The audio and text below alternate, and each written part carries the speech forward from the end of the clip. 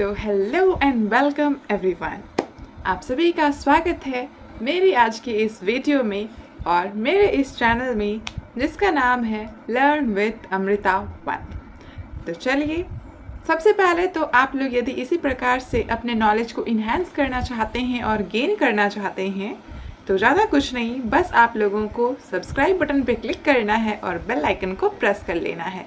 That's it. उसके बाद मैं जो भी वीडियो आप लोगों के साथ शेयर करूंगी वो सबसे पहले आप लोगों के पास पहुंचेगी और आप लोग उसे देख के अपने नॉलेज को गेन कर सकते हैं। तो चलिए, जैसा कि आप लोग देख चुके थे मेरे प्रीवियस वीडियोस में कि मैं 2 वीडियो आप लोगों के साथ शेयर कर चुकी हूँ जो है साइंस एंड टेक्नोलॉजी के ऊपर। पहली वीडियो थी list of national research organisations, Indian वाली। उसके बाद हमने शेयर किया था आपके साथ कुछ इंडियन स्पेस रिसर्च ऑर्गेनाइजेशंस और फिर लिस्ट को मैं प्रीवियस वीडियो में आप लोगों के साथ शेयर कर चुकी हूँ।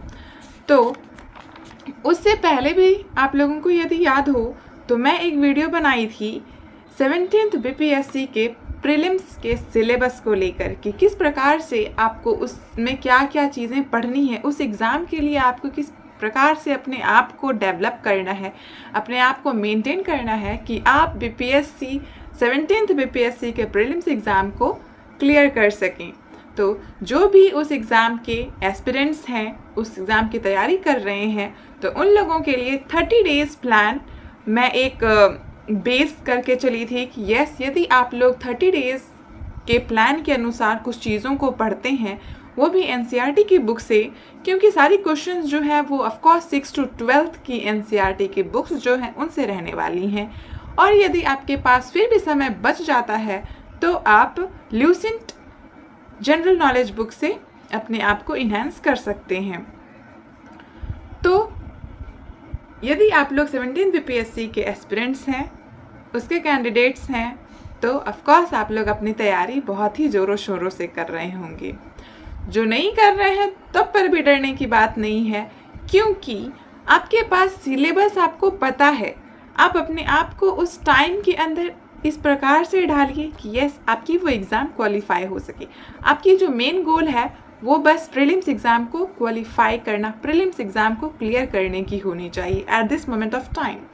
तो जिन्हें भी लग रहा था कि यस, एनसीईआरटी की बुक थोड़ा ज़्यादा हो जाएगा, सिलेबस कवर नहीं हो पाएगी, तो यस, कुछ लोगों के लिए है वो टाइम मैनेज नहीं कर पाते हैं, तो उनके लिए एनसीईआरटी की अलग अलग बुक पढ़ने से बेहतर है कि आप एक एनसीईआरटी की समरी बुक खरीदिए जो 6 से 12 तक की पूरी समरी को रिलेट करता हो। उसमें सारी चीज़ें आपके पास मौजूद होंगी।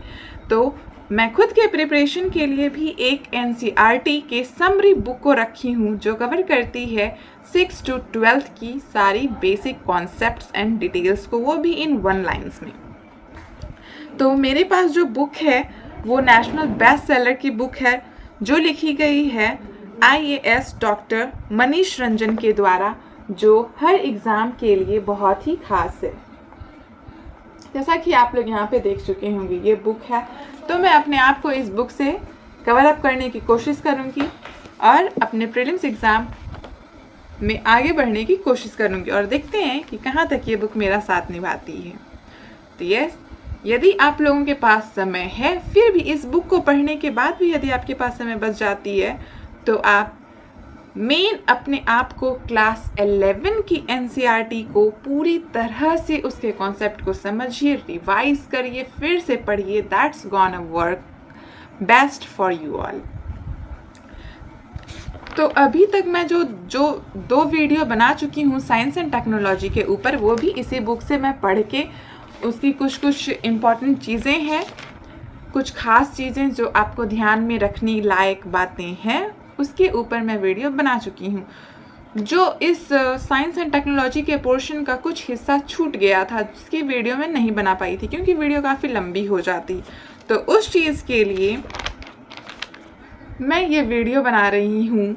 और आप लोग यदि इससे जुड़े रहना चाहते हैं तो आप लोग खुद से भी पढ़िए, बिकॉज देखिए, ऑल टुगेदर 15 आवर्स यदि आप लोग अपने आप को पढ़ने में लगा रहे हैं तो मैं उतनी लंबी वीडियोस तो नहीं बना पाऊंगी ऑब्वियसली, बट यस कुछ चीज़ें, टिप्स एंड ट्रिक्स आप लोगों को किस प्रकार से पढ़ना है कि आपके दिमाग में लंबे समय तक, एटलीस्ट उस एग्ज़ाम तक आपके दिमाग में वो चीज़ें फिक्स रहे कि यस इसके आंसर क्या रहने वाली हैं और आपको एग्जामिनेशन हॉल में जाके कोई भी कन्फ्यूजन ना हो।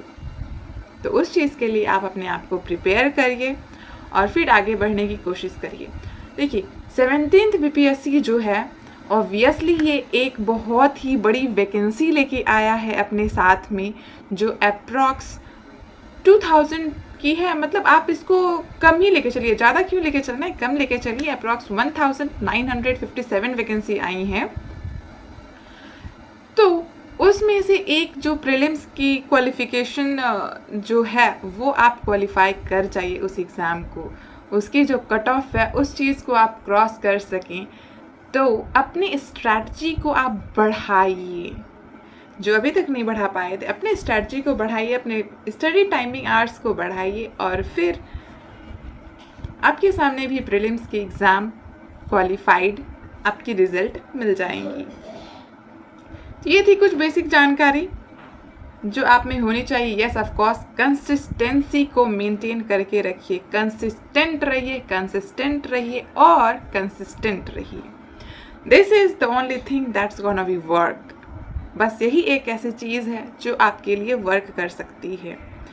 पूजा का समय चल रहा है, बहुत से टाइम इसी प्रकार से हमारे जो भी हैं पढ़ाई से अलग छूट जाते हैं, हम उसे अपने स्टडी टाइम में नहीं काउंट कर सकते हैं। तो जब भी आपके पास टाइम मिले तो आप उस चीज़ों को कवर करने की कोशिश करिए। एटलीस्ट एक टॉपिक, एक सिलेबस तो आप डेली कवर करने की कोशिश करिए, चाहे वो आपकी करंट अफेयर से ही क्यों ना हो। पूरी करंट अफेयर जो भी वीकली करंट अफेयर्स है उसे आप एक दिन यदि 10 to 12 आवर्स भी पढ़ने के लिए बैठते हैं तो that is more than enough to complete one book. तो इसीलिए मैं कह रही हूँ कि आप यदि एक दिन भी पढ़ने बैठ रहे हैं तो कोशिश करिए कि अपने उस सब्जेक्ट को आप एवर 50% तो कवर कर ही लीजिए। तो चलिए बाकी जो भी चीज़ें हैं इसमें साइंस एंड टेक्नोलॉजी से रिलेटेड उसे मैं नेक्स्ट वीडियो में आप लोगों के साथ शेयर करने वाली हूँ, जो रहेगी research centres of ICAR, that is Indian council of agricultural research. ये भी बहुत ही इम्पॉर्टेंट पॉइंट है, यहाँ से भी हमारे शायद 1 या 2 मार्क्स से क्वेश्चन ऑब्वियसली बन जाएंगे। तो आप चाहें तो खुद भी बुक से पढ़ सकते हैं या नहीं तो मेरे साथ जुड़े रहें, मैं आप लोगों के साथ शेयर करती रहूँगी। चलिए ठीक है, आप लोग अपनी बस स्ट्रेटजी को मेंटेन करके रखिए और यस माइंड में बस एक ही गोल रहना चाहिए इस वक्त। ये नहीं होना चाहिए कि ये समय मेरे पास बहुत कम है, नहीं हो पाएगा, अगली टाइम ट्राई करूँगा। नहीं, अगली बार क्यों ट्राई करना है, आपके पास मोर देन 30 डेज़ है तो आप 30 डेज़ की प्लान को बनाइए और हिसाब से आप वर्क करिए। बिकॉज इतनी बड़ी वैकेंसी क्या पता 71th BPSC लेके आए या ना आए, तो आप क्यों अपने आप को उस आने वाले समय के लिए छोड़ रहे हैं। आप इस वक्त वर्क करिए और क्या पता आपकी लक आपके साथ हो।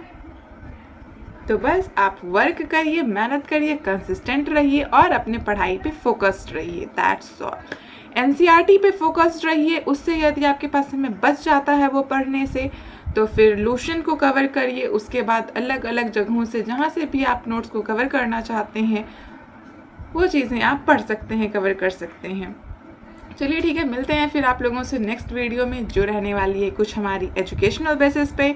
ये तो बस एक गाइडलाइंस थी कि किस प्रकार से आप अपने 30 डेज़ प्लान को मेंटेन करके रख सकते हैं और अपने गोल तक पहुंच सकते हैं। और वो गोल क्या है, BPSC प्रीलिम्स क्वालिफाई करना है। तो चलिए मिलते हैं आप लोगों से फिर नेक्स्ट वीडियो में। तब तक के लिए हमसे जुड़े रहने के लिए आप लोगों का बहुत बहुत शुक्रिया। Thank you for watching my video. Have a good day.